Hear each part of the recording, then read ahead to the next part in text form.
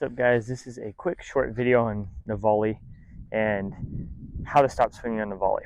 So I always get asked this, so like I'm just not moving my feet in doubles or singles. I'm always getting passed at the net, or I'm reaching and I'm swinging at the ball, or I'm getting jammed.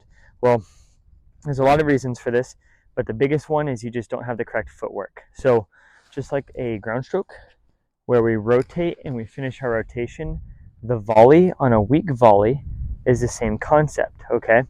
So when I go in, I need a split step, okay? So that's the first thing, right? And my racket's up. So racket's up, split step. Now my split step, hopefully, we're just talking about how to hit a weak volley. Like let's say you hurt them and now you're just looking to close the net and finish off, or you hit a good approach shot and you're looking to close the net. Well, your split step should be part of your movement forward, okay? So I should be going forward. Think of like a long jump. Quickly in, right now it hit the net. Look at you. If you're coming here and you're just split stepping and your body's like evenly balanced or going back, what's that tell me? That tells me that you're scared of going forward right away, right? So it's body language. And the split step should help me cover the ground. So I come in split, and the next thing should be the step right away. You see how there's a slight pause? So the split's helping me. I'm coming up, boom, and now from here I can go that direction or this direction. So that's mostly right there is where I can pinpoint the volley going wrong, okay? Now, so after I split step, now there's a small turn. You know, I'm not exact. Tennis isn't exact. So I'm going to turn my racket either to the right or to the left, and my rule of thumb is when I turn it, I'm going to drop it in front of my foot right here. That's a good contact point, okay? If I turn more than that and go past this leg, what's going to happen now? Can you see my racket? No, it's behind me, right? Then when I take it back, you see it on the other side of my body. So this is too far, and that's where we start swinging a little bit, okay? So I split. I decide whether I'm going to go backhand or forehand, and I'm in continental grip, of course. I didn't mention that, but I'm just assuming for this video, we already know that. And then from here, we're going to step forward into the direction that we're hitting, okay? So if you're not stepping forward on your volley, so at the end of it, when I do this, I travel a lot of distance when I'm stepping forward. That's equivalent to a rotation on my forehand on a weak ball. So if I'm not doing that, you're probably getting the volley, you're not making contact in the right spot, and therefore it's like getting jammed on a forehand this way, you're getting jammed this way, and it's just not working, right? So I'm going to show you, I'm going to use the service line back here as a marker. So I'm going to split step at the service line, and then when I make my step, look how much distance I cover. I came about 2 to 3 feet in front. So that's going to be my big thing. I'm not going to talk too much about the technique. As I was saying, so I know it's later now.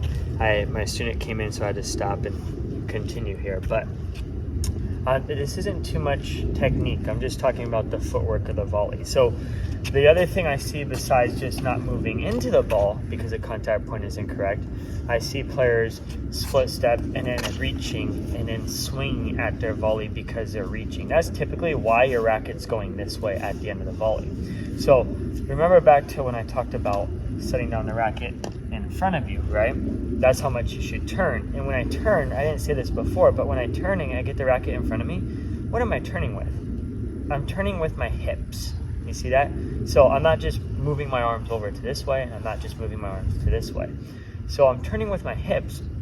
And just like a forehand where we turn and use our hips to coil, to turn it aside before we open up, that is essentially our small coil in the volley. So here's my small coil, and when you do this, go ahead and get wide and shoulder width apart after you hit your split step, and go home. You can do this in your living room, whatever, and just feel when you actually just move your body to the side, you're gonna feel a little bit of tension in this hip. That's that coil we're talking about.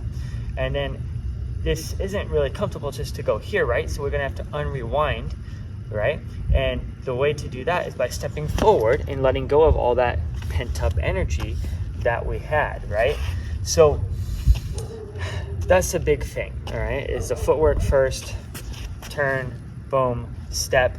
And then the reason I don't want to go too much into the technique part of it right now is because that's like a a whole nother class. And if you're interested, go ahead and leave a comment, because I can go through. I always teach the slice first before I actually teach the volley, and there's a reason for that. It's just showing people how to use their body weight correctly, because a lot of people I see when they're slicing too, it's just the arm and they're not actually using their body weight into the slice. And I was lucky enough, one of my coaches he played for USC, and he was a slice and dicer. He was in his 60s, his mid 60s when he was coaching me, and he was beating kids in Division 1 that were 20 years old, right? Playing top 6 on varsity teams in Division 1. And everything he had was a nice deep slice, and then when they popped it up, he would flatten it out, but he would slice and dice them to death. And so I learned that old school approach, and I learned it the correct way with my body weight behind it, and that's what really improved my volley. So for right now, just focus on your split step and your step, okay?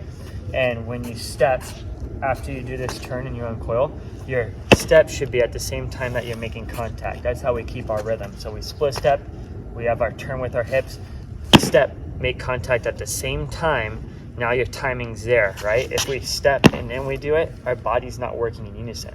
Once you do that with whatever grip you have, we're gonna have the fundamentals of the footwork down, which is good. So then we can go into our next lesson of chipping and adding slice off a ground stroke.